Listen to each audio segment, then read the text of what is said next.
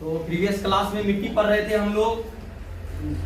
संसाधन का अगला पार्ट ज्योग्राफी में हम लोग पढ़ रहे थे। प्राकृतिक संसाधन का भाग पढ़ेंगे। प्राकृतिक संसाधन लिखा दिए थे ना सबको, लिखा दिए थे। और आज जो है सिर्फ एकदम समझाने वाला क्लास बाकी है। तो आज पूरा एकदम समझाने वाला क्लास चलेगा। तो आप लोग को समझना है। बताइए, भारत में मुख्यतः कितना प्रकार का मिट्टी पाया जाता है? 3 प्रकार। मुख्यतः कितना प्रकार का मिट्टी पाया जाता है? 6 प्रकार का मिट्टी पाया जाता है। 3 प्रकार का कैसे होता है? मतलब अगर जो पूरा बात किया जाए तो भारत में मोटा मोटी मिट्टी को 3 भाग में बांटा गया है। मिट्टी को कितना भाग में बांटा गया है? 3 भाग में बांटा गया है।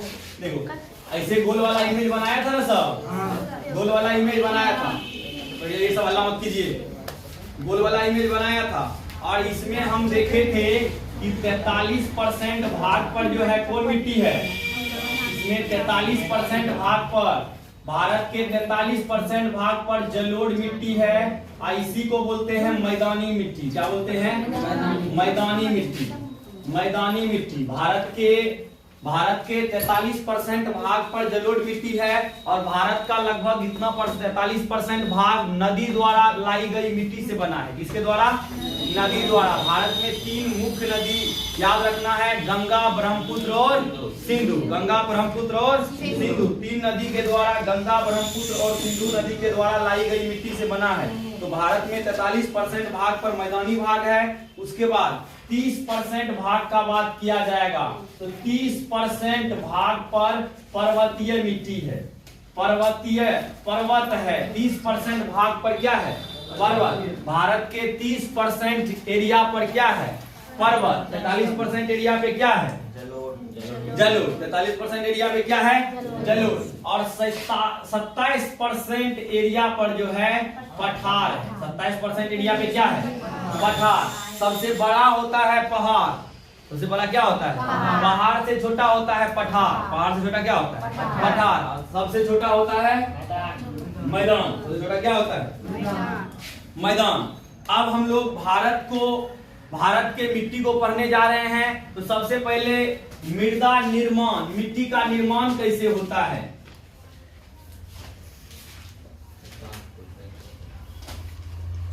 मिट्टी का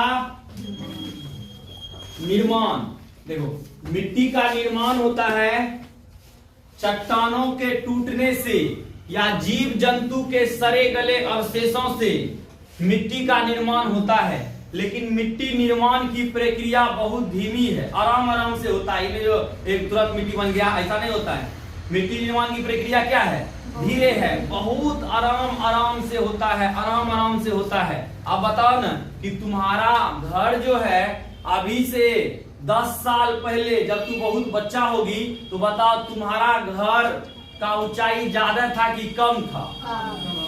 तुम्हारा घर का ऊंचाई कम था। लेकिन आज जो है एकदम ज्यादा एज हो गया है। तो देखती होगी तुम्हारे गांव में जो जगह गड्ढा था तो वो जगह आज एकदम मिट्टी से गड्ढा, जितना पहले ज्यादा गड्ढा होगा तो मिट्टी डाल के उसमें आज गड्ढा जो है कम हो गया होगा। अगर जो मिट्टी नहीं भी डालता है तो ऑटोमेटिक धीरे धीरे अपने गड्ढा भर जाता है। होता है कि नहीं होता है? तो ये होता है मिट्टी। हवा क्या करता है? तो मिट्टी को उड़ा के एक जगह से दूसरे जगह ले जाता है, जिसके कारण से जहां गड्ढा होता है वो गड्ढा में डाल देने के कारण से वो गड्ढा भर जाता है। तो मिट्टी का निर्माण की प्रक्रिया बहुत धीमी है, आराम से होता है। मिट्टी का निर्माण होने में लाखों वर्षों का समय लग सकता है। ये जरूरी नहीं है कि मिट्टी का निर्माण 5 दिन में हो जाएगा। अब कोई सोच रहा है कि सर मेरे घर में तो मेरी मम्मी खाना बनाती है चूल्हा पे, और चूल्हा में जो राख निकलता है उसको हम फेंकते हैं दूसरा जगह, तो तुरंत मिट्टी में परिवर्तन हो जाता है। तुरंत मिट्टी में परिवर्तन नहीं होता है। उसको मिट्टी में परिवर्तन, जैसा मिट्टी होता है उस तरह का उसको बनने में लाखों वर्षों का समय लगता है। तुरंत मिट्टी में परिवर्तन नहीं होता है। तो खैर, मिट्टी का निर्माण होने में कम समय लगता है कि ज्यादा समय लगता है? ज्यादा समय लगता है। मिट्टी के निर्माण में क्या लगता है? ज्यादा। बोलेगा कि मृदा निर्माण की प्रक्रिया तीव्र गति से होती है कि धीमी गति से होती है? धीमी गति से। तेज में नहीं होती है कि मिट्टी का निर्माण हो गया, धीमी गति से होती है। अब मृदा के मिट्टी के प्रकार, भारतीय मिट्टी को जो है 6 प्रकार में बांटा गया है। भारतीय मिट्टी को कितना प्रकार में बांटा गया है? 6 प्रकार में बांटा गया है। पहला है भारतीय मिट्टी को, कहीं कहीं 8 भी देखने को मिलता है, लेकिन अभी हमको 6 ही चलना है। भारतीय मिट्टी को 6 भागों में बांटा गया है। 6 भागों में बांटा गया है। भारतीय मिट्टी को 6 भागों में बांटा गया है। पहला नंबर वाला को क्या बोलते हैं? जलोढ़ मिट्टी। दूसरा को बोलते हैं काली मिट्टी। तीसरा को बोलते हैं लाल एवं पीली मिट्टी। तीसरा क्या होता है? लाल एवं पीली मिट्टी। चौथा को बोलते हैं लेटेराइट मिट्टी।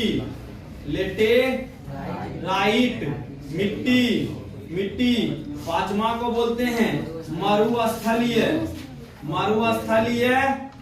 मरुस्थलीय मिट्टी।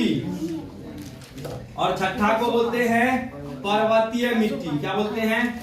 पर्वतीय मिट्टी। मतलब मिट्टी को, भारतीय मिट्टी को कितना भाग में बांटा गया है? 6। भारतीय मिट्टी को कितना भाग में बांटा गया है? 6। सबसे पहला क्या है? जलोढ़। उसके बाद क्या है? काली।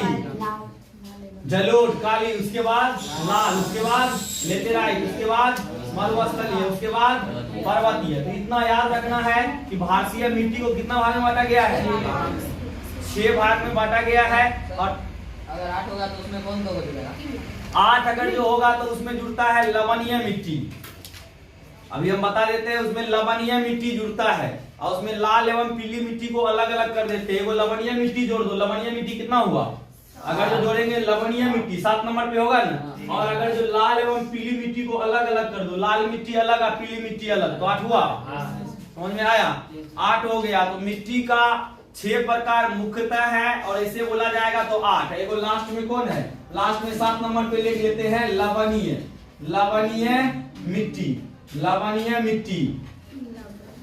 मिट्टी क्या होता है? तो अभी हम तुमको लवणीय मिट्टी के बारे में पढ़ा रहे हैं। तो अगला है जलोढ़। नामे है जलोढ़। जब तक तुम्हारा मैप क्लियर नहीं होगा तो मिट्टी ई जन्म तो छोड़ो, अगला जन्म में भी क्लियर नहीं होगा। तो मैप बनाने आना चाहिए भारत का, और उम्मीद है कि भारत का मैप बनाने सबको आता होगा और मैप में पहचान भी करने आता होगा भारत में कहां पे कौन भाग है। मैप में सबको पहचान भी आना चाहिए कि कौन राज्य कहां पे है, कौन राज्य में कौन मिट्टी का विस्तार है।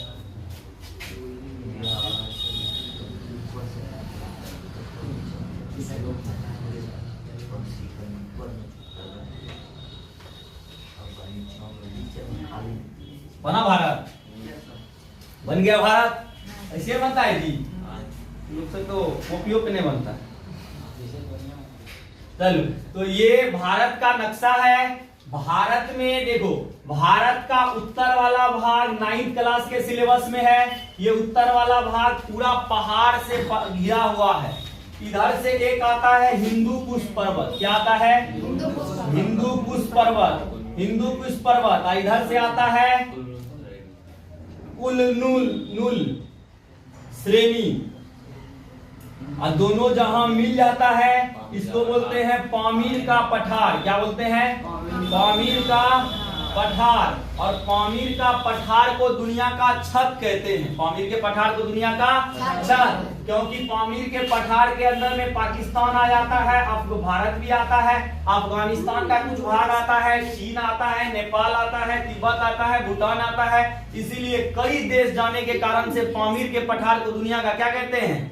छत। पामीर के पठार को दुनिया का छत कहते हैं। अभी हम लोग को पढ़ना है जलोढ़ मिट्टी। कौन मिट्टी? जलोढ़।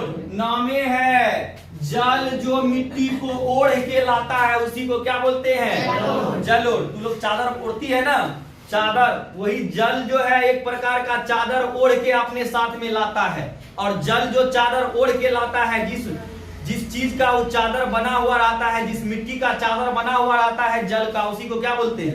जलोढ़। जलोढ़ मिट्टी जो होता है वो नदी द्वारा लाई गई मिट्टी से बना होता है। क्या? जिसके द्वारा? नदी द्वारा लाई गई मिट्टी से बना होता है। जलोढ़ मिट्टी क्या जिससे बना है?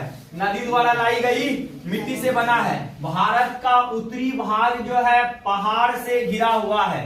जैसे तुम्हारा यहाँ पे राज्य आता है जम्मू कश्मीर और उसके बाद यहाँ पे आता है उत्तराखंड, हिमाचल प्रदेश, ये सब क्या है? पहाड़ है। चलो जाए, क्या है ये सब? पहाड़। यहाँ पर पर्वतीय मिट्टी पाया जाता होगा। भारत के उत्तर भाग में पहाड़ है। उसके बाद सिक्किम भी हो गया, अरुणाचल प्रदेश का कुछ भाग हो गया। इस सब में हिमालय की श्रेणी है, तो हिमालय की श्रेणी हिमालय पर्वतमाला है। उसके बाद नीचे चलते हैं, यहाँ है उप यूपी और यहाँ है बिहार, यहाँ है बंगाल WB और यहाँ पे कौन राज्य है? असम। यहाँ पे कौन राज्य है? असम। ये दे दिए, समझ में आ जाएगा ना।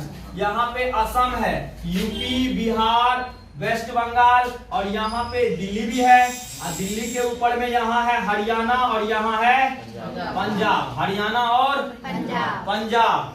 अब यहाँ पे ये सब राज्य जो तुमको देख रहा है, इस सब राज्य में यहाँ पे है जलोढ़ मिट्टी। कौन मिट्टी? जलोढ़। जो मिट्टी को जल ओढ़ के लाता है, यहाँ पे वही मिट्टी है। देखो, सबसे पहले होता है क्या कि पहाड़ी भाग का ऊंचाई ज्यादा होता है। पहाड़ी भाग का ऊंचाई ज्यादा होता है और जब पहाड़ पर से नदी नीचे गिरती है तो नदी का स्पीड बहुत ज्यादा होता है। उस समय नदी जवान रहती है। अब बताओ कौन आदमी का स्पीड ज्यादा? जवान की बुढ़वा? बुढ़वा आदमी तो ऐसे करके चलता है, नहीं चलता है। जवान आदमी एकदम ऐसे नहीं चलता एकदम। तो कौन जवान आदमी जो रहता है वो अपने साथ 2-4 को आदमी को टांगों के लेके चले जाएगा, गोदी में ले जाएगा ना। अब बुढ़वा को बोलेगा कि थोड़ा नुनू को ले लीजिए, उधर से लाठी निकालेगा, नुनू को मारेंगे, ऐसा लाठी की नुनू बन जाएगा। उसको क्या लेके जाएंगे हम? उसको नहीं लेके जाएंगे, हम तो अपने नुनू है। मतलब गांव में बोलता होगा कि बुढ़वा में बेदरा में कोई फर्क नहीं रहता है, ऐसा तो सुना होगा। बुढ़वा एक तरह से बेदरे होता है। बेदरा मतलब समझता है, मतलब बच्चा। तो कहने का मतलब है कि जब नदी पहाड़ पर से उतरती है तो उस समय उसका स्पीड बहुत ज्यादा होता है। उस समय क्या होता है? उसका स्पीड बहुत ज्यादा होता है। और नदी पहाड़ पर से उतरने के, मान लो ये पहाड़ है और ये भी पहाड़ है। अब यहाँ से ये बर्फ का पहाड़ है, ग्लेशियर है, ये भी बर्फ का क्या है? दोनों बर्फ का पहाड़ है। ऊपर जाने के बाद हाइट बढ़ता है। हाइट बढ़ने के कारण से यहाँ का जल धीरे धीरे पिघलता है और जल पिघलने के बाद यहाँ पे जल की धाराएं जब यहाँ से निकलती है तो नदी का निर्माण करती है। और जल की धाराएं जब पहाड़ पर से उतरती है तो जल की धाराएं का स्पीड बहुत ज्यादा होता है। बहुत ज्यादा होने के कारण से जल बड़ा बड़ा पत्थर, बड़ा बड़ा पेड़ पौधा, बहुत बड़ा बड़ा चीज सब, बहुत बड़ा बड़ा चट्टान सब तोड़ के ऊपर से लाती है। पहाड़ पर से बहुत बड़ा बड़ा पत्थर को तोड़ के लाती है और पत्थर को तोड़ के ला देने के बाद यहाँ आ जाती है। नीचे आने के बाद जब मैदानी भाग में आती है, इसका स्पीड जब कम हो जाता है तो बड़ा बड़ा पत्थर को यहाँ छोड़ देती है। बड़ा बड़ा पत्थर को क्या करती है? छोड़ देती है। सेम उस बुजुर्ग व्यक्ति के जैसा, सेम उस बुढ़वा के जैसा जो अपने गोदी में, मान लो कोई ऐसा एक बुजुर्ग व्यक्ति है अब वो ऊपर से आ रहा है, कहीं भोज खाने जा रहा है। अब भोज खाने जा रहा है तो पता चला उसका एक पोता है। अब पोता को गोदी में टांग लिया और जब थोड़ा दूर गया तो उसको पता चला कि पोता जो है भोज जहाँ खाएंगे वो बड़ा दूर है, अभी हमको बहुत ज्यादा यात्रा करना है। इसीलिए पोता को बोलेगा चल नूनू तू जो है थोड़ा दूर पैदल चलो। ज्यादा अगर जो दौड़ेगा या ज्यादा चलेगा तो खून छिड़ियाएगा देगा और बहुत मस्त अच्छा आता है चलने में। इसीलिए तुम्हारे जमाने में, आप एग्जांपल देने लगेगा, तुम्हारे जमाने में अगर जो हम थे तो फलना चिलना इतना किलोमीटर हम पैदल चलते थे। अब बच्चा बोलेगा दादा गोदी लीजिए, दादा गोदी लीजिए। तो वही वाला बात होता है। दादा जो है यहाँ थक गया है, पतली गली से निकलता है तो वहाँ क्या करता है? नदी का स्पीड मैदानी भाग में कम हो जाने के कारण से नदी बड़ा बड़ा पत्थर को ला के एक जगह जमा कर देती है और नदी पत्थर के अंदर से चलने लगती है। यहाँ नदी गायब हो जाती है। यहाँ नदी क्या हो जाती है? गायब हो जाती है। नदी पत्थर के अंदर में घुस जाती है और जब नदी पत्थर के अंदर में घुस जाती है तो इस क्षेत्र को हम लोग बोलते हैं भामर प्रदेश। क्या बोलते हैं? भामर प्रदेश। क्षेत्र को क्या बोलते हैं? भामर। मतलब नदी जब पहाड़ पर से उतरने के बाद पत्थर को छोड़ के गायब हो जाएगा उसको क्या बोलेंगे? भामर प्रदेश। और जब यहाँ से नदी आगे चलती है आगे चलने के बाद इसका स्पीड जो है कम हो जाता है। कम हो जाने के कारण से ये बड़ा बड़ा चट्टान को अपने साथ में नहीं ले जा पाती है, छोटा छोटा टुकड़ा को अपने साथ में ले जाती है, और जो भी टुकड़ा है सबको यहाँ बिछाते हुए चलती है। जो भी मिट्टी को ओढ़ के लाया है ये नदी, अब बताओ पहाड़ पर से चट्टान को तोड़ा होगा तो उसमें कुछ मात्रा में मिट्टी बना होगा कि नहीं बना होगा?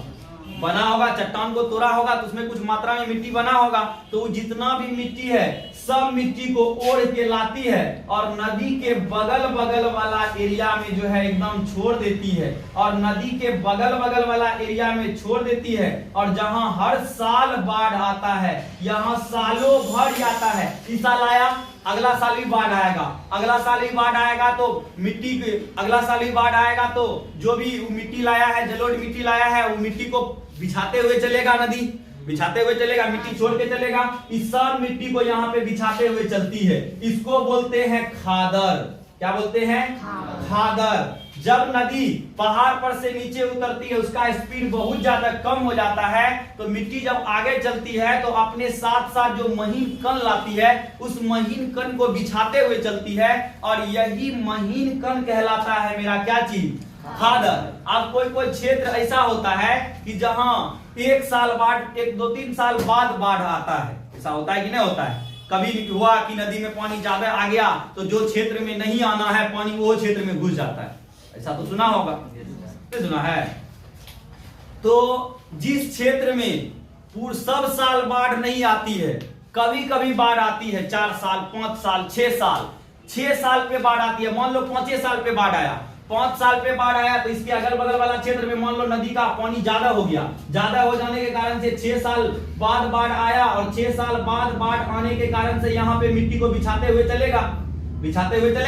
अगला साल पता चला बाढ़ आया ना, तो अगला साल बाढ़ आया तो आगे बाढ़ नहीं गया, इसी के साइड से निकल गया। फिर अगला साल आया, फिर बाढ़ इसी के साइड, पानी इसी के साइड से निकल गया। फिर अगला साल बाढ़ आया, इसी के साइड से निकल गया। ऐसा होते होते हो गया कि 5 साल हो गया, और 5वां साल जो है नदी का जलस्तर फिर ज्यादा ऊंचा है, तो फिर आएगा नदी अपने साथ में खूब पानी लेके, और खूब पानी लेके यहाँ 5 साल पहले जहां मिट्टी बिछाया था वहां फिर से मिट्टी बिछा देगा, और फिर से 5 साल बाद यहाँ मिट्टी बिछेगा। जब नदी में पानी ज्यादा होगा तब यहाँ पे मिट्टी बिछेगा। अब बताओ, नदी के किनारे वाला भाग में मिट्टी साल दर साल बिछाते हुए चल रही है, साल दर साल चल रही है। यहाँ पे 5 साल में एक बार मिट्टी बिछा रही है, तो बताओ यहाँ पे ज्यादा नया मिट्टी होगा कि यहाँ पे? जहाँ 5 साल में बाढ़ आता है वहां ज्यादा नया मिट्टी की जहाँ साल दर साल बाढ़ आता है वहां ज्यादा नया मिट्टी। जहाँ सब साल बाढ़ आता है वहां पे ज्यादा नया मिट्टी होगा।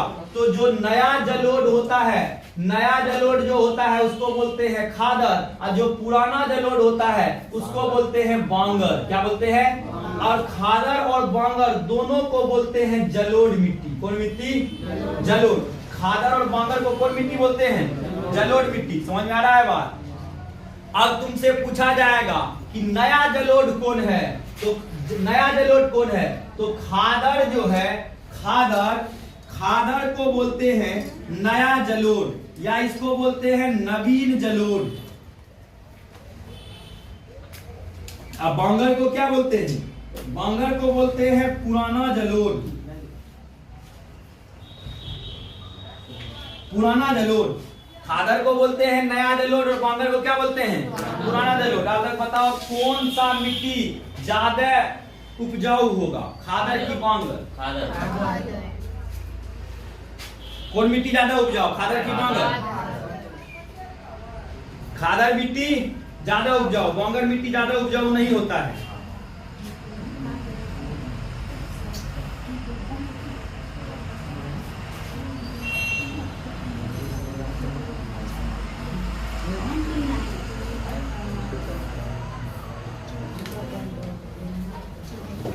अब बताओ,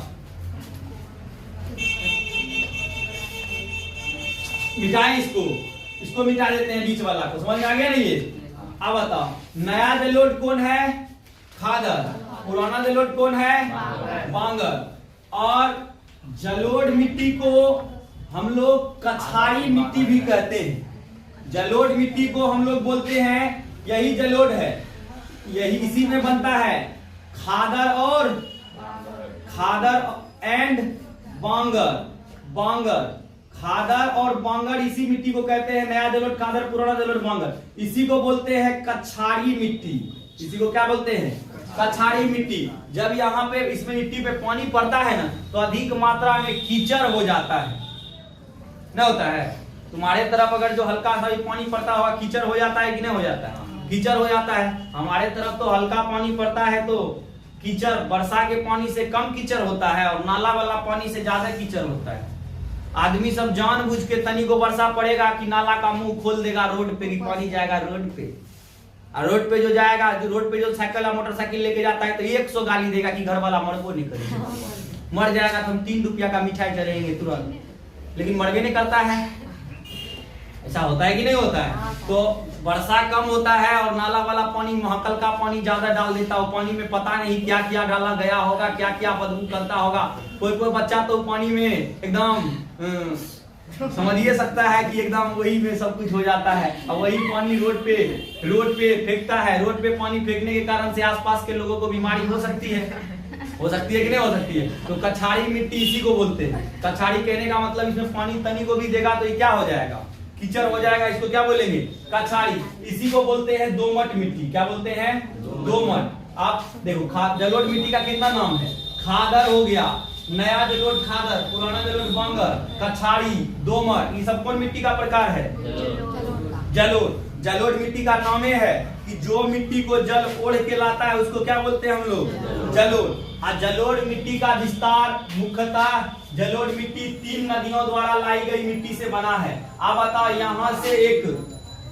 यहाँ पे एक नदी है, उसका नाम है अलकनंदा, और इसके बगल में ही एक नदी है, इसका नाम है भागीरथी। और अलकनंदा और भागीरथी जब देव प्रयाग में उत्तराखंड के देव प्रयाग हरिद्वार में आती है, तो जब भागीरथी और अलकनंदा उत्तराखंड के देव प्रयाग हरिद्वार में आती है तो ये दोनों संयुक्त धारा में मिल जाती है, और ये दोनों की संयुक्त धारा को हम लोग गंगा कहते हैं। इस दोनों के संयुक्त धारा को गंगा कहते हैं। और गंगा नदी यहाँ से चलना स्टार्ट करती है यूपी, बिहार, और यहाँ जब वेस्ट बंगाल में आती है तो ये 2 भाग में बढ़ जाती है। एक हुगली नदी मिलके बंगाल की खाड़ी में चली जाती है, और उसके बाद दूसरी धारा यहाँ से ऊपर के तरफ जाती है, और ये जब नीचे जाती है तो बांग्लादेश में इसको बोलते हैं पद्मा। क्या बोलते हैं? पद्मा। और इधर से जो है यहाँ पे एक झील है, उसका नाम है मानसरोवर झील। तिब्बत में एक झील है, उसका नाम क्या है? कैलाश मानसरोवर झील है। बम बम भोले का एकदम महादेव का स्थान कैलाश पर्वत पे महादेव रहते हैं, तो महादेव का स्थान है कैलाश पर्वत। और कैलाश पर्वत के बगल में एक झील है, उसका नाम है मानसरोवर झील। और हिंदू धर्म में मानसरोवर झील बहुत पवित्र चीज है। मानसरोवर झील क्या है? बहुत पवित्र चीज है। और मानसरोवर झील से 2 नदी निकलती है। एक नदी इस साइड आती है, इसको बोलते हैं चीन में सांगपो। क्या बोलते हैं? सांगपो। और ये नदी चीन में आने के बाद में जब भारत में घुसती है तो इसको ब्रह्मपुत्र कहते हैं। और ये ब्रह्मपुत्र नदी को बांग्लादेश में जमुना कहते हैं। बांग्लादेश में क्या बोलते हैं? जमुना कहते हैं। अब बताओ, यहाँ से ये मिट्टी जाती है सिंधु नदी जाके पाकिस्तान में एकदम रह जाती है। उसके बाद सिंधु नदी का और कुछ सहायक है, रावी, चिनाब, सतलज, ब्यास, ये सब है। तो कहने का मतलब है कि रावी, चिनाब, सतलज, ब्यास ये सब सिंधु की सहायक नदी है। मेन नदी कौन है? सिंधु। मेन कौन नदी है? सिंधु। तो भारत का मैदानी भाग जो है नदियों द्वारा लाई गई जलोढ़ मिट्टी से बना है। आप बोलेगा जलोढ़ मिट्टी का विस्तार वाला राज्य को बताएं, तो जलोढ़ मिट्टी नदी द्वारा लाई गई मिट्टी से बना होता है। नामे है जल ओढ़ के जो आता है जलोढ़ मिट्टी। तो जल ओढ़ के कौन कौन राज्य में जलोढ़ मिट्टी होगा? यूपी में, बिहार में, वेस्ट बंगाल में, असम में, हरियाणा में और पंजाब में। यहाँ पे कौन मिट्टी होगा? जलोढ़ मिट्टी होगा। अब बताओ, मैप से एक चीज क्लियर हो जाता है कि कौन नदी के द्वारा कौन राज्य बना है, कौन राज्य का जलोढ़ मिट्टी कौन नदी के द्वारा बना है। यहाँ पे पूछेंगे, बताओ यूपी जो है कौन राज्य द्वारा कौन नदी द्वारा लाई गई मिट्टी से बना है? यूपी। जलोढ़ में कौन नदी द्वारा वो जलोढ़ मिट्टी लाया गया है? गंगा। बिहार की कौन नदी द्वारा लाई गई मिट्टी से? गंगा। अब बताओ, गंगा की सहायक नदी भी है, सहायक नदी को हम लोग नहीं पढ़ेंगे। गंगा की सहायक नदी जैसे हो गया कोसी, हो गया कोसी, हो गया सोन, घाघरा, कमला, बूढ़ी गंडक, गंडक, ये सब जो है गंगा की सहायक नदी है। तो गंगा की यमुना हो गया, ये सब गंगा की सहायक नदी है। तो ये बिहार होके नहीं बहती है, यमुना एकदम दिल्ली में बहती है और यूपी होके बहती है। तो कहने का मतलब यूपी हो गया, बिहार हो गया, वेस्ट बंगाल हो गया और असम हो गया, पंजाब, हरियाणा, ये सब में जलोढ़ मिट्टी अधिक मात्रा में पाई जाएगी। अब बताओ तुम्हारे बिहार में कौन सा खेती होता है ज्यादा? तुमको पूछा जाएगा। जलोढ़ में भारत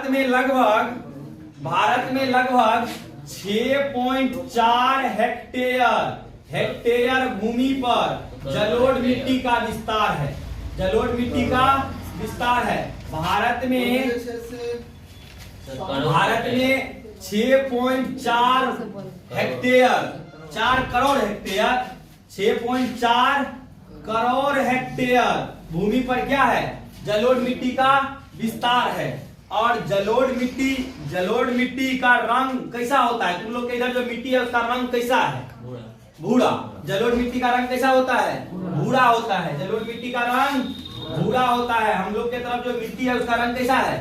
भूरा है। अब बताओ जलोढ़ मिट्टी में मुख्यतः कौन कौन सा फसल उगाया जाता होगा? जलोढ़ मिट्टी में मुख्यतः कौन कौन सा फसल उगाया जाता होगा? कौन कौन सा फसल? तो गेहूं हो गया, मक्का हो गया, गेहूं हो गया, मक्का हो गया, धान हो गया, चावल, वही चावल धान हो गया, गेहूं हो गया, मक्का हो गया, धान हो गया। दलहन फसल दाल वाला जो होता है, तुम्हारे तरफ खेसरी, मूंग, मसूर, ये सब का दाल तो होता है ना, दलहन फसल। कुछ मात्रा में जलोढ़ मिट्टी में तिलहन फसल भी होता है। हमारे यहाँ के किसान अगर जो खेती करते हैं तो खेती में क्या करते हैं? गेहूं अगर जो बो रहे हैं जलोढ़ मिट्टी में तो गेहूं के साथ साथ थोड़ा मात्रा में रैंचा भी बोते हैं ना, रैंचा भी बोते हैं। तो जलोढ़ मिट्टी में हल्का मात्रा में तेल का भी खेती, तिलहन फसल का भी खेती होता है और दलहन फसल का भी खेती होता है। मुख्यतः यह चावल, गेहूं, मक्का के उपजाऊ के लिए बहुत ज्यादा उपयोगी है। हमारे तरफ जो खेती होता है उसमें मुख्यतः क्या क्या चीज का खेती होता है? चावल, गेहूं और मक्का। चावल, गेहूं, मक्का का ज्यादा खेती होता है। तुम अपने घर से बाहर निकलती है, खेत में देखती है तो क्या चीज का खेत नजर आता है? क्या चीज का खेत नजर आता है? या तो नजर आएगा धान, या तो नजर आएगा गेहूं, या तो नजर आएगा मक्का, यही नजर आता है। ऐसा देखा है कहीं कपास लगा है? देखा है?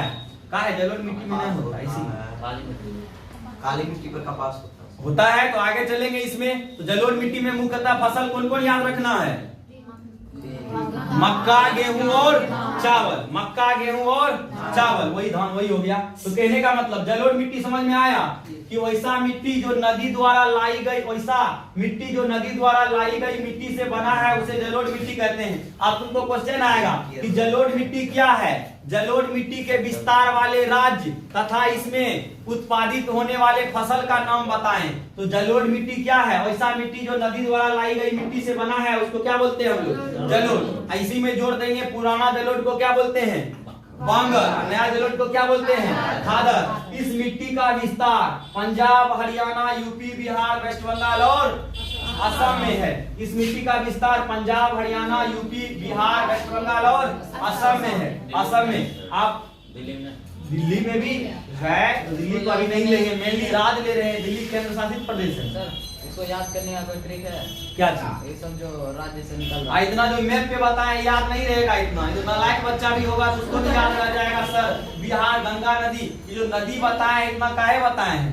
सिंधु नदी, यहाँ जो सिंधु नदी बताए हैं, यहाँ जो यूपी, बिहार, बंगाल और असम बताए हैं, काहे बताए हैं? तुमको याद नहीं रहेगा कि गंगा नदी का मैदान कौन कौन है? यूपी, बिहार और वेस्ट बंगाल। गंगा का मैदान कौन कौन? यूपी, बिहार और वेस्ट बंगाल। अब बताओ ब्रह्मपुत्र का मैदान में एगो याद रखना है असम। ब्रह्मपुत्र का मैदान में एगो याद रखना है असम। और एक बात और याद रखना, कि असम में जो है ब्रह्मपुत्र नदी पे सबसे बड़ा नदी द्वीप स्थित है, उसका नाम है मांजुली। नाम क्या है? मांजुली। ब्रह्मपुत्र नदी पर दुनिया का सबसे बड़ा नदी द्वीप मांजुली स्थित है। मांजुली स्थित है। तो याद करना है कि गंगा नदी द्वारा यूपी, बिहार, वेस्ट बंगाल, और ब्रह्मपुत्र नदी द्वारा असम, और सिंधु नदी द्वारा पंजाब और हरियाणा। सिंधु और उसकी सहायक नदी द्वारा पंजाब और हरियाणा। तो ये जलोढ़ मिट्टी का विस्तार वाला राज्य है। तो जलोढ़ मिट्टी समझ में आया? जलोढ़ मिट्टी समझ में आया। नेक्स्ट कौन है?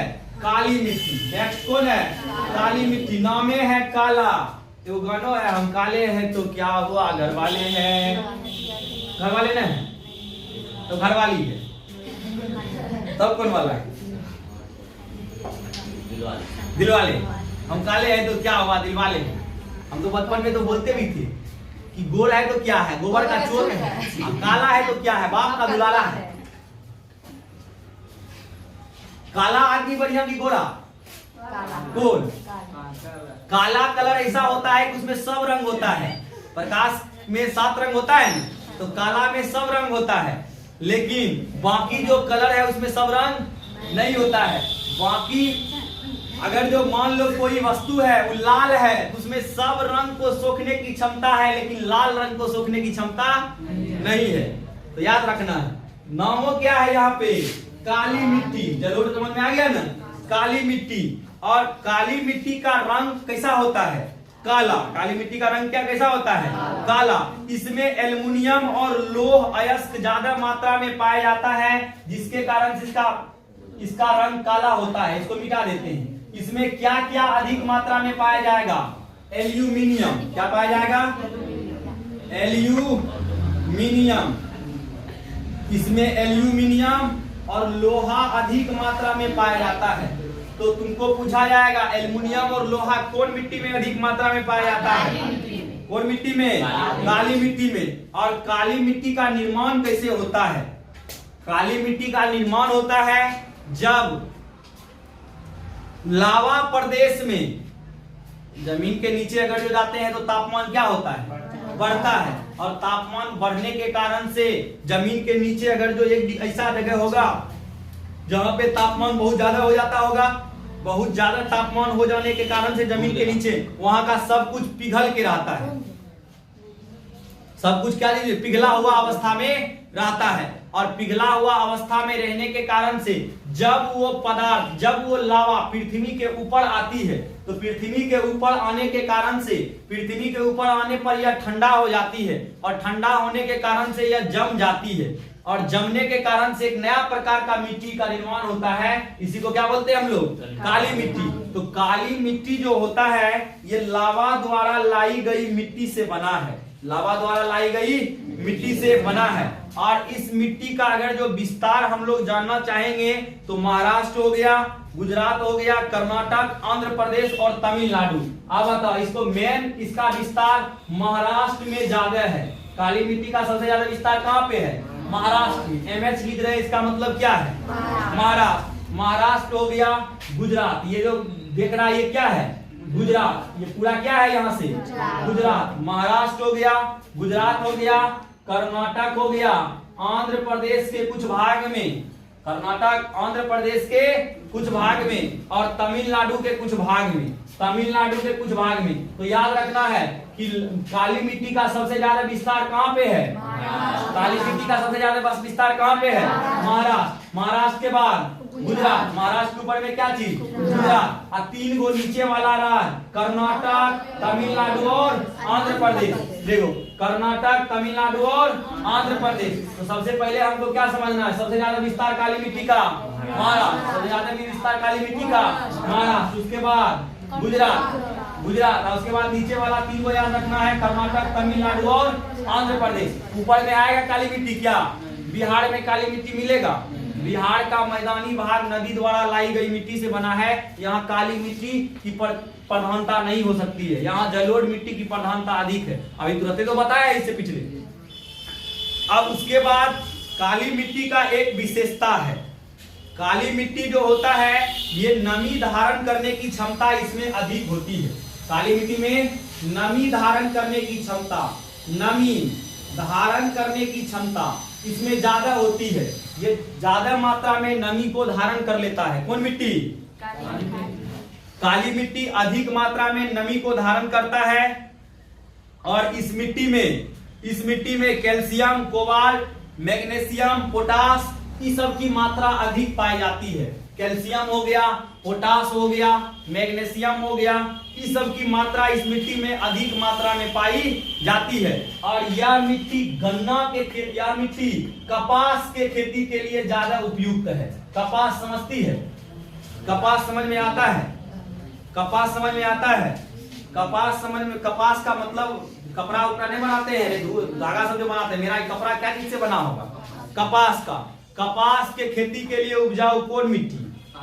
कपास के खेती के लिए उपजाऊ कौन मिट्टी? काली मिट्टी। अब बताओ काली मिट्टी का विस्तार वाले राज्य का नाम बोलो, यहीं पे बोलो। काली मिट्टी का विस्तार कौन कौन राज्य में? काली मिट्टी का विस्तार महाराष्ट्र, गुजरात, कर्नाटक, तमिलनाडु और महाराष्ट्र, गुजरात, तमिलनाडु और आंध्र प्रदेश। महाराष्ट्र, गुजरात, तमिलनाडु और आंध्र प्रदेश।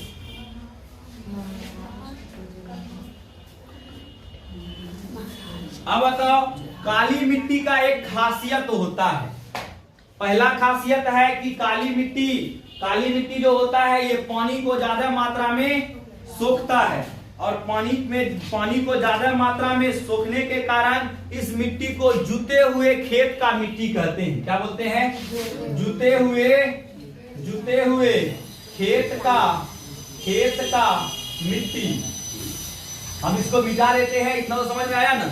हम इसको मिटा के काली मिट्टी को फिर से लिखते हैं और काली मिट्टी में पॉइंट वाइज पॉइंट हेडिंग करेंगे।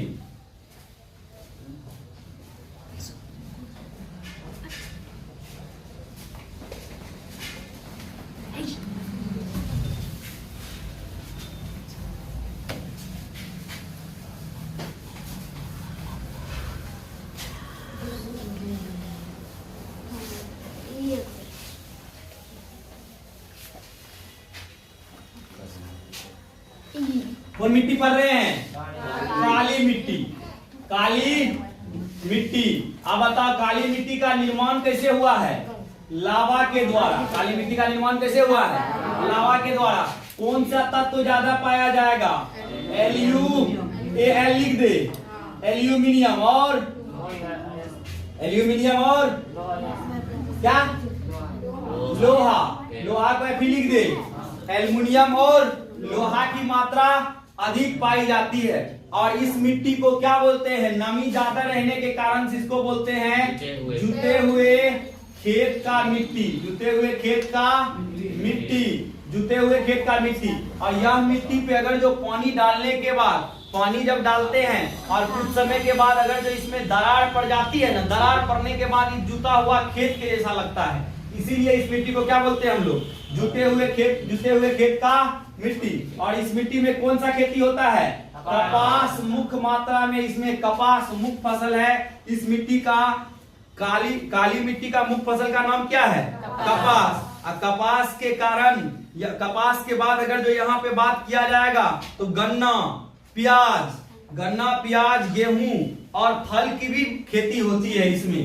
कपास के साथ साथ गन्ना, प्याज, गेहूं और फल की भी खेती होती है इस मिट्टी में। अब बताओ इस मिट्टी का विस्तार कौन कौन राज्य में है? इस मिट्टी का विस्तार लेना है महाराष्ट्र, MS, गुजरात। जी लिख रहे हैं, हो जाएगा ना?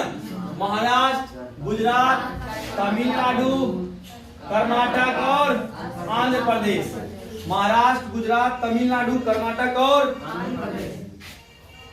TN लिख देते हैं। कर्नाटक को के, आंध्र प्रदेश को AP लिख दे। AP लिख देना। AP का मतलब अरुणाचल प्रदेश मत समझना। AP का मतलब क्या है?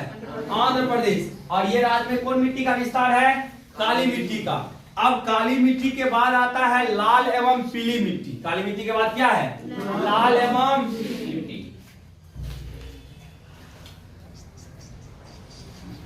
3 नंबर में है लाल एवं पीली मिट्टी। मिट्टी का कलर मुख्यतः लाल होता है। कैसा होता है? लाल। और इस पर अगर जो पानी डालते हैं ना, तो इसका कलर पीला हो जाता है। पानी डालने के बाद इसका कलर क्या होता है? पीला। और यह मिट्टी रियल में होता कैसे है? लाल। यह मिट्टी होता कैसे है? लाल होता है। और इसमें पानी डालने के बाद इसका कलर में परिवर्तन आ जाता है। पानी डालने के बाद इसका कलर पीला हो जाता है। और ये कम वर्षा वाला क्षेत्र में पाया जाता है। कम वर्षा वाले क्षेत्र, यह मिट्टी का विस्तार कम वर्षा वाला क्षेत्र में अधिक मात्रा में इस मिट्टी का विस्तार होता है।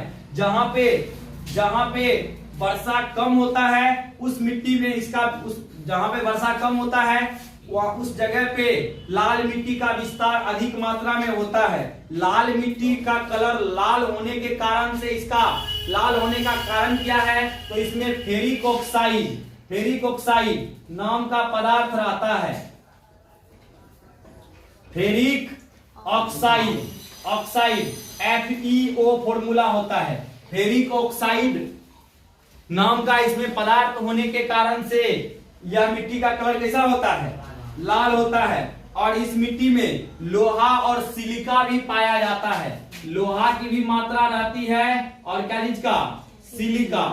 सिलिका की भी मात्रा अधिक मात्रा में। लोहा और सिलिका कौन मिट्टी में अधिक मात्रा में पाया जाएगा? लाल मिट्टी में। लाल मिट्टी को पीली मिट्टी क्यों कहते हैं? तो लाल मिट्टी को पीली मिट्टी इसलिए कहते हैं कि जब लाल मिट्टी पर पानी डाला जाता है तो इसका कलर चेंज हो जाता है, इसका कलर पीला हो जाता है। इसी के कारण से लाल मिट्टी को कौन मिट्टी कहते हैं? पीली मिट्टी। लाल मिट्टी को कौन मिट्टी कहते हैं? पीली मिट्टी। और यह मिट्टी जो है बाजरा के खेती के लिए ज्यादा उपयुक्त है। यह मिट्टी कौन खेती के लिए? बाजरा। तुमको पूछा जाएगा कपास की खेती के लिए, कपास की खेती के लिए बाजरा कौन मिट्टी में होता है? लाल मिट्टी में। बाजरा कौन मिट्टी में होता है? लाल मिट्टी में। और इसका विस्तार वाला दो राज्य का नाम याद रखना है। इसी में से याद रखना है तमिलनाडु और आंध्र प्रदेश। तमिलनाडु और आंध्र प्रदेश, तमिलनाडु और AP। आपको कोई लड़का सोच रहा है सर अभी तो काला में तमिलनाडु बताएंगे है। तमिलनाडु तो नहीं बड़ा है क्या? तनिए लगा है तमिलनाडु? बहुत बड़ा क्षेत्र में तमिलनाडु दक्षिण भारत का सबसे बड़ा राज्य, दक्षिण भारत का बहुत बड़ा राज्य है तमिलनाडु। तमिलनाडु में जो है कुछ क्षेत्र में काली मिट्टी पाई जाती है और कुछ क्षेत्र में लाल मिट्टी भी पाई जाती है। तो तमिलनाडु और आंध्र प्रदेश याद रखना है कौन मिट्टी में? लाल मिट्टी में। तमिलनाडु और आंध्र प्रदेश कौन मिट्टी में? लाल मिट्टी में याद रखना है। और लाल मिट्टी के साथ साथ कौन मिट्टी यहाँ पे? और लाल मिट्टी के साथ साथ तमिलनाडु और आंध्र प्रदेश में कौन मिट्टी पाई जाती है? काली मिट्टी। लाल मिट्टी के साथ कौन मिट्टी? काली मिट्टी। 4 नंबर में होता है लेटेराइट मिट्टी। लेटेराइट मिट्टी 4 नंबर में होता है लेटेराइट मिट्टी। अब लेटेराइट नाम सुनता होगा तुम लोग को लगता होगा ये मिट्टी लेट उठ के आता होगा, इसीलिए इसको लेटेराइट कहते हैं। यह मिट्टी को लेट उठ के आता होगा, घोलट पोलट कैसे करके मिट्टी आता होगा तो लेटेराइट कहते हैं। तू लोग भी बच्चा में होगी, मम्मी से पैसा मांगी होगी और मम्मी पैसा नहीं देगी, एकदम घोलटना स्टार्ट, तो तू भी बोलेगी मम्मी एकदम घोलट गए हैं हम, बालू में एकदम घोलट के आए हैं, लेटेराइट मिट्टी के जैसा लेट के आए हैं। तो लेटेराइट मिट्टी का नाम लेटने के कारण से लेटेराइट नहीं पड़ा है। एक शब्द होता है लेटर। लेटर लेटिन भाषा का शब्द है जिसका अर्थ होता है ईट। लेटर कौन भाषा का शब्द है? लेटिन भाषा का। लेटर लेटिन भाषा का शब्द है और इसका अर्थ क्या होता है? ईट। ईट देखा है कैसा होता है?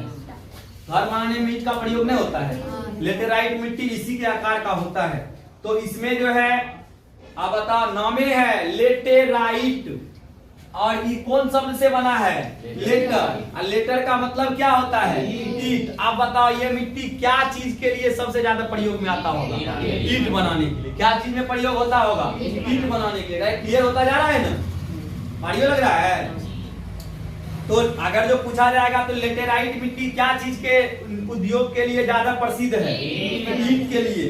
इसमें लोहा ऑक्साइड और एल्युमिनियम की मात्रा इसमें भी पाया जाता है। लोहा ऑक्साइड वही फेरिक ऑक्साइड, लोहा ऑक्साइड और एल्यूमिनियम इसमें लोहा ऑक्साइड और एल्युमिनियम की मात्रा अधिक मात्रा में पाया जाता है। कौन मिट्टी में? लेटेराइट मिट्टी में।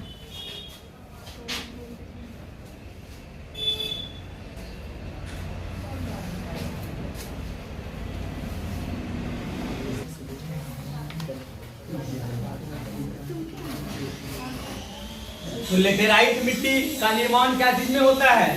ईंट बनाने में। और इसका विस्तार अगर जो बोला जाएगा, इसका विस्तार सबसे ज्यादा है केरल में। कहाँ पे? केरल में। केरल का राजधानी तिरुवनंतपुरम। केरल का राजधानी तिरुवनंतपुरम। तिरुवनंतपुरम केरल में कौन मिट्टी की प्रचुरता अधिक मात्रा में पाई जाती है? लेटेराइट मिट्टी में। और इसमें जो है केरल के साथ साथ तमिलनाडु के कुछ भाग में, आंध्र प्रदेश के कुछ भाग में, तमिलनाडु के कुछ भाग में, आंध्र प्रदेश के कुछ भाग में, कर्नाटक के कुछ भाग में भी यह मिट्टी पाई जाती है। मेन कहाँ है? सबसे ज्यादा कहाँ पाया जाता है? केरल में। मेन कहाँ है? केरल में। और यह मिट्टी काजू के खेती के लिए बहुत ज्यादा उपजाऊ होता है। काजू जो समझता है ना, तो लोग तो चाय में डुबा के खाता है, चाय में डुबा खाता है, तब ऐसे खा लेता है। एगो काजू आता है 2 रुपया वाला, इतना वाला आती छका हुआ, वही काजू रहता है। वही काजू का खेती होता होगा तो लोग सोच रहा होगा। काजू देखा तो है ना, खाया भी होगा, खाया है ना रे, खूब का होता ना, मोटाएगा। जल्दी जल्दी जवान होगा तब शादी विवाह होगा तुम लोग का। शादी विवाह होगा तो हम भी भोज में एकदम भूल जाएंगे, बिना बिना नौता दिए चले जाएंगे भोज में। विद्यार्थी क्या है, भोज नहीं खाने देगा तो खूब मार मारेंगे, शादी होने के नहीं। चल आप मन में आ रहा होगा, होने कैसे नहीं दीजिएगा, निकाल देंगे वहां से, निकाल भेज देगा। रात में भी एक जगह गए थे तो वहां गए, अब हमको तो लेट हो रहा था, हम बोले कि नहीं हमको लेट हो रहा है, हमको जल्दी से जाना है मार्केट, हमको काम है। आप रंजीत सर और 2-4 जो नालायक था साथ में, सब नहीं सर चलिए ना, नाश्ता का व्यवस्था है, नाश्ता का व्यवस्था है। और सब गया और सब जाके नाश्ता खाया, चाय पिया, और उसके बाद में वहां पे सब लाए, मुड़ी लेके आया, वो भी दावा। तो कहने का मतलब है इस मिट्टी में सबसे ज्यादा क्या चीज का खेती होता है? काजू का खेती होता है। ईंट बनाने के लिए उपयुक्त होता है। काजू के साथ साथ कॉफी, इलायची, इस सब का भी खेती होता है। इस मिट्टी में सबसे ज्यादा काजू का खेती होता है। काजू के साथ साथ होता है कॉफी और इलायची। इलायची का भी खेती इसमें अधिक मात्रा में होता है। तो ये कौन मिट्टी था? लेटेराइट मिट्टी। कौन मिट्टी था? लेटेराइट मिट्टी। लेटेराइट मिट्टी का विस्तार कौन राज्य में? केरल में। कौन राज्य में? केरल में। कौन खेती ज्यादा होता है? काजू। क्या चीज ज्यादा बनता है लेटेराइट मिट्टी से? क्या चीज ज्यादा बनता है लेटेराइट मिट्टी से? ईंट। क्या चीज ज्यादा बनता है? ईंट। तुमको पूछा जाएगा कि लेटेराइट मिट्टी के विस्तार वाले राज्य तथा इसमें उत्पादित फसल का नाम बोले, तो हमको लिखना है लेटेराइट मिट्टी। हम क्या लिखना है लेटेराइट मिट्टी पहले समझो। हम बोलेंगे लेटेराइट लेटर नाम के शब्द से, लेटर नाम के लेटिन शब्द से बना है, जिसका मतलब क्या होता है? ईंट। और इस मिट्टी में लोहा ऑक्साइड और एल्युमिनियम की मात्रा अधिक पाई जाती है। यह मिट्टी सर्वाधिक केरल में पाई जाती है। केरल के साथ साथ तमिलनाडु के कुछ भाग, कर्नाटक के कुछ भाग, आंध्र प्रदेश के कुछ भाग में भी लेटेराइट मिट्टी पाई जाती है। इसका प्रयोग ईंट बनाने में होता है। ईंट के साथ साथ इसमें काजू, कॉफी, इलायची की भी खेती होती है। आप तुमसे पूछ दे काजू का खेती सबसे ज्यादा कहाँ होता है? कहाँ ज्यादा होता है? अरे मिट्टी है जब वहीं पे ज्यादा है तो खेती कहाँ होगा? कभी कभी बच्चा जो है इस सब क्वेश्चन में जानबूझ के पूछता है कि काजू का खेती सिर्फ बताए थे सर, सबसे ज्यादा होता है केरल में। खाली काजू का खेती जानता है केरल में होता है, और सबसे ज्यादा कहाँ होता है ये नहीं पता। अरे सबसे ज्यादा मिट्टी कहाँ है? काजू का खेती कहाँ होगा? केरल में। तो इसमें दिमाग लगाने वाला बात ध्यान में रखना है। तो लेटेराइट मिट्टी समझ में आया। उसके बाद आता है मरुस्थलीय मिट्टी। मरुस्थलीय मिट्टी नामे है मरु। मरु का मतलब मर गया, स्थल जमीन। जो स्थल मर गया उसको क्या बोलते हैं? मरुस्थल। पूरा नहीं मरता है, हल्का मात्रा में हुक हुक करता है, क्योंकि इसमें कांटेदार पौधा होता है। और जो है बालुई मरुस्थलीय मृदा का विस्तार। मरुस्थल इस प्रकार की मिट्टी में जो है ह्यूमस की मात्रा नहीं होती है, ह्यूमस की मात्रा नहीं रहती है। वैसे भारत की मिट्टी में अधिक मात्रा में ह्यूमस की मात्रा नहीं है। और ह्यूमस क्या होता है? पेड़ पौधे, जीव जंतु के सड़े गले अवशेष तो क्या बोलते हैं हम लोग? ह्यूमस बोलते हैं। जीव जंतु पेड़ पौधे के सड़े गले अवशेष को ह्यूमस बोलते हैं। और ह्यूमस एक प्रकार का जैविक खाद होता है। ह्यूमस एक प्रकार का क्या होता है? जैविक खाद होता है। और जैविक खाद ह्यूमस होता है। और जैविक खाद ह्यूमस जिस खेत में अधिक मात्रा में होता है उसमें उपजाऊ अधिक मात्रा में होती है। ह्यूमस कम मात्रा में होता है तो उपजाऊ कम मात्रा में होती है। अधिक मात्रा में ह्यूमस रहने के कारण उपजाऊ ज्यादा मात्रा में होता है। ह्यूमस एक प्रकार का जैविक खाद है। प्रकार का क्या है? जैविक खाद है। लेकिन हम लोग के घर में ह्यूमस नाम का, हम लोग के यहाँ जैविक खाद ह्यूमस नाम का जरूरतें नहीं है। खेत में ह्यूमस है कि नहीं है कोई दिक्कत नहीं है। हमारे यहाँ सुबह सुबह डेली लोटा लेके ह्यूमस पड़ता है खेत में। क्या नहीं पड़ता है? सरकार टॉयलेट बना दिया फिर भी ह्यूमस खेते में डालता है। ऐसा है कि नहीं है? देखता होगा तो खैर नहीं। तो आजकल जो है एकदम आदमी विस्तार हो गया है, उसका विकसित हो गया है आदमी, इसीलिए आजकल ह्यूमस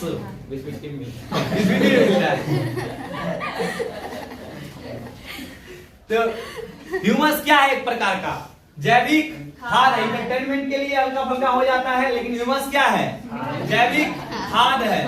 और इससे मिट्टी की शक्ति बढ़ती है और मिट्टी की उर्वरता भी बढ़ती है।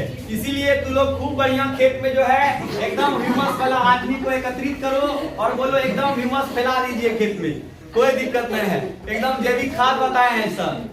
तो ह्यूमस पेड़ पौधे जीव जंतु के सड़े गले अवशेषों को कहते हैं। अब पूरा अपशिष्ट पदार्थ डाल देगा तो ह्यूमस। अब बताओ, गाय का गोबर एक प्रकार का जैविक रासायनिक खाद है कि नहीं है? गाय का गोबर रासायनिक खाद है? हाँ जैविक खाद है।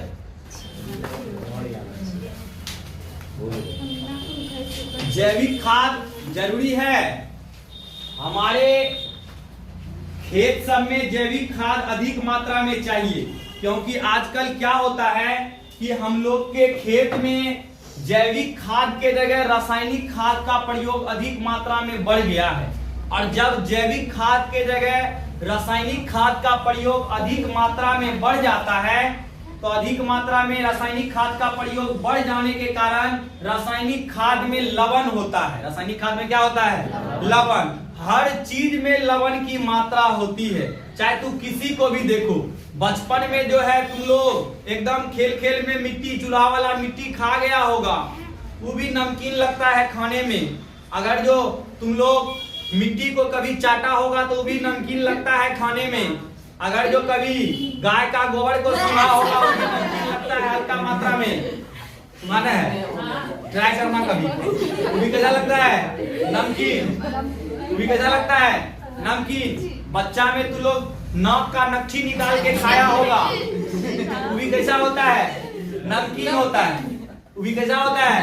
नमकीन। मतलब नमक की मात्रा हर चीज में है। और जब रासायनिक खाद का प्रयोग अधिक मात्रा में हम लोग करने लगे तो हर चीज में लवण की मात्रा बढ़ जाती है, जिससे उसकी शक्ति कम हो जाती है। मिट्टी की शक्ति क्या हो जाती है? कम हो जाती है। इसीलिए हमको रासायनिक खाद का ज्यादा मात्रा में खेतों में प्रयोग नहीं करना चाहिए। लेकिन आजकल आदमी रासायनिक खाद तो छोड़ो, कद्दुओं में सुइया देता है।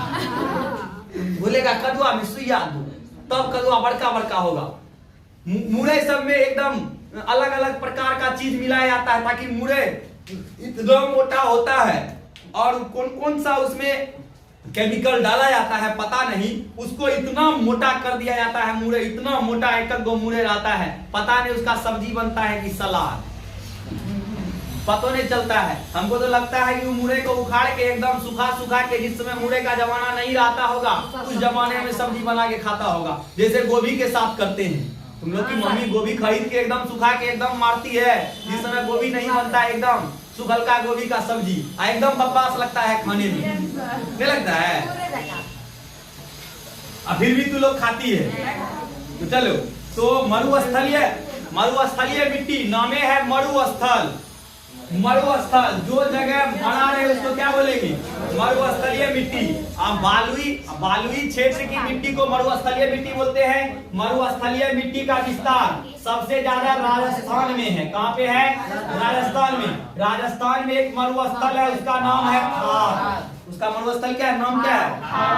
राजस्थान के बाद गुजरात का कुछ भाग आते हैं, तो यहाँ पे इसका नाम है कच्छ। क्या है? कच्छ। कच्छ के कुछ भाग में मरुस्थलीय मिट्टी और सबसे ज्यादा राजस्थान के थार मरुस्थल में मरुस्थलीय मिट्टी का विस्तार है। इसमें पेड़ पौधे अधिक मात्रा में नहीं हो पाती है, पेड़ पौधे अधिक कम मात्रा में हो पाती है। मरुस्थलीय मिट्टी में ऐसा पेड़ पौधा होता है जिसको कम मात्रा में पानी का जरूरत होता है। नाम सुना होगा कैक्टस। नाम सुना है? कैक्टस। जो नाम नहीं सुना है वो बढ़िया से सुनो, बगिया का कांटा। नाम सुना है? बगिया का कांटा नाम सुना है ना? अरे बगिया का कांटा नहीं होता है। एक बार बचपन में हमको बोला कि बगिया वहां पे बहुत ज्यादा है।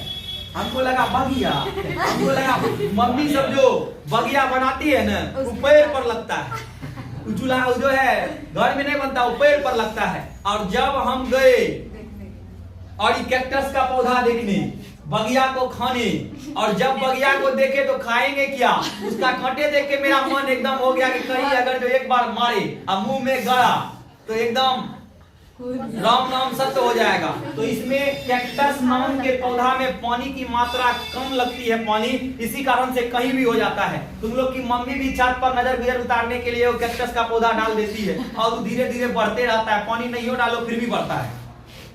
तो कैक्टस के पौधा में पानी की मात्रा अधिक मात्रा में पानी की जरूरत नहीं है। और कैक्टस वैसा पौधा हम लोग मरुस्थलीय मिट्टी में वैसा पौधा होगा, वैसा पौधा मरुस्थलीय मिट्टी में होगा जिसमें पानी की मात्रा अधिक नहीं चाहिए, जिसको पानी अधिक मात्रा में नहीं चाहिए। आप बताओ, मरुस्थलीय मिट्टी में धान रोपने जाएंगे तो धान होगा? काहे? धान की खेती में पानी लगता है, पानी की मात्रा अधिक चाहिए। मरुस्थलीय मिट्टी में हो सकता है क्या? नहीं हो सकता है। तो मरुस्थलीय मिट्टी समझ में आ गया। इसका रंग हल्का भूरा होता है। हल्का कैसा होता है? भूरा। बालू देखा होगा ना, बालू का रंग कैसा होता है? हल्का सा भूरा। उसके बाद आता है पर्वतीय मिट्टी। उसके बाद क्या आता है? पर्वतीय मिट्टी। और पर्वतीय मिट्टी इस प्रकार का मिट्टी जो होता है पहाड़ी क्षेत्रों में देखने को मिलता है। कौन क्षेत्रों में? पहाड़ी क्षेत्रों में पर्वतीय मिट्टी देखने को मिलता है। और यह मिट्टी में अम्ल की मात्रा कम रहती है और ह्यूमस की मात्रा भी कम रहती है। अम्ल की भी मात्रा कम रहती है और ह्यूमस की मात्रा भी क्या रहती है? कम रहती है। पर्वतीय मिट्टी में ह्यूमस की मात्रा और अम्ल की मात्रा कम मात्रा में रहती है। और बात किया जाएगा पर्वतीय मिट्टी का विस्तार, तो जम्मू कश्मीर हो गया, उत्तराखंड, हिमाचल प्रदेश। जम्मू कश्मीर, उत्तराखंड और हिमाचल प्रदेश। उसके बाद अंगूठा सिक्किम। उसके बाद क्या आ गया? सिक्किम। देखो, मरुस्थलीय मिट्टी, पर्वतीय मिट्टी। ऊपर में भारत के ऊपर में क्या है? पर्वत। भारत के ऊपर में क्या है? पहाड़ है। तो जम्मू कश्मीर हो गया, पर्वतीय भाग है। उत्तराखंड हो गया, पर्वतीय भाग है। हिमाचल प्रदेश हो गया, पर्वतीय भाग है। बिहार पर्वतीय भाग है? बिहार मैदानी भाग है। बिहार पर्वतीय भाग है, मैदानी भाग। उत्तर प्रदेश पर्वतीय भाग की मैदानी भाग? मैदानी भाग। उत्तर प्रदेश कौन भाग? मैदानी भाग। और उसके बाद अंगूठा ये आएगा सिक्किम। सिक्किम कौन भाग? पर्वतीय भाग। सिक्किम कौन भाग? पर्वतीय भाग। भारत का सबसे ऊंची चोटी, भारत में सबसे ऊंची चोटी कंचनजंगा सिक्किम में ही स्थित है। सिक्किम में स्थित है। तो सिक्किम पर्वतीय भाग हो गया। और अरुणाचल प्रदेश का कुछ भाग, ये भी क्या चीज में आता है? पर्वतीय भाग। तो बोला जाएगा पर्वतीय मिट्टी कहाँ पे मिलती है? तो पहाड़ी क्षेत्र में जो मिट्टी देखने को मिलती है, इस मिट्टी को क्या बोलते हैं? पर्वतीय मिट्टी। और इस मिट्टी में अम्ल और लवण की मात्रा कम रहती है। अम्ल और लवण की मात्रा क्या होती है? कम होती है। और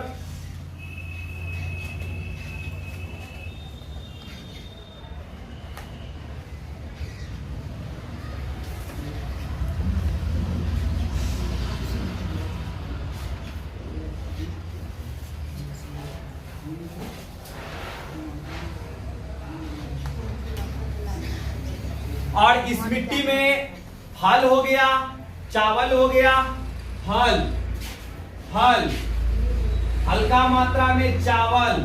और चावल कैसे होता है तो हम नेक्स्ट क्लास में तुमको बताएंगे कि इस मिट्टी में चावल की भी खेती कैसे होती है। सोपनी कृषि कहते हैं उसको। किस प्रकार से होता है उत्तराखंड में उस प्रकार की खेती होती है। तो अभी पहले पर्वतीय मिट्टी समझ में आया। पर्वतीय क्षेत्र में जो मिट्टी होता है उसको क्या बोलते हैं हम लोग? पर्वतीय मिट्टी। और पर्वतीय मिट्टी का विस्तार जम्मू कश्मीर, उत्तराखंड, हिमाचल प्रदेश, सिक्किम और अरुणाचल प्रदेश के कुछ भाग में कौन मिट्टी पाई जाती है? पर्वतीय मिट्टी पाई जाती है। तो ये तुम्हारा मिट्टी खत्म हो गया। अब बताओ मिट्टी को कितना भाग में बांटे थे? 6। मिट्टी को कितना भाग में बांटे थे? 6। सबसे पहले कौन था? जलोढ़। सबसे पहले कौन था? जलोढ़। जल नामे है जलोढ़। जल ओढ़ के लाएगा जिस मिट्टी को उसको क्या बोलेंगे? जलोढ़। नदी द्वारा बहा कर लाई गई मिट्टी को क्या बोलते हैं? जलोढ़ मिट्टी। और जलोढ़ मिट्टी का विस्तार कहाँ कहाँ है? पंजाब, हरियाणा और असम। पंजाब, हरियाणा, यूपी, बिहार और असम। ये जो है जलोढ़ मिट्टी से बना है। जलोढ़ मिट्टी में ज्यादा कौन खेती होती है? गेहूं, चावल, धान, मक्का, दलहन और कुछ मात्रा में तिलहन फसल भी होती है। उसके बाद कौन आता है? काली मिट्टी। और काली मिट्टी लावा द्वारा लाई गई मिट्टी से बना है और इसमें एल्युमिनियम और लोहा की मात्रा है। जलोढ़ मिट्टी को और बोलते हैं रेगुड़ मिट्टी। क्या बोलते हैं? रेगुड़ मिट्टी। और जलोढ़ मिट्टी में बोला जाएगा कौन सा तत्व ज्यादा मात्रा में पाया जाता है? तो चूना और पोटेशियम। जलोढ़ मिट्टी में कौन तत्व ज्यादा मात्रा में पाया जाता है? चूना और पोटेशियम। जलोढ़ मिट्टी में चूना और पोटेशियम। और काली मिट्टी में कौन? लोहा और एल्युमिनियम अधिक मात्रा में। इसको क्या बोलते हैं? जुते हुए खेत का मिट्टी। तो क्या बोलते हैं? जुते हुए खेत का मिट्टी। क्योंकि यह मिट्टी में अगर जो पानी डालने के बाद नमी की मात्रा अधिक होती है और जब यह मिट्टी में पानी सूख जाती है तो जुते हुए खेत के जैसा लगता है। इसके कारण से इसको क्या बोलते हैं? जुते हुए खेत का मिट्टी। और इस मिट्टी में सबसे ज्यादा क्या होता है?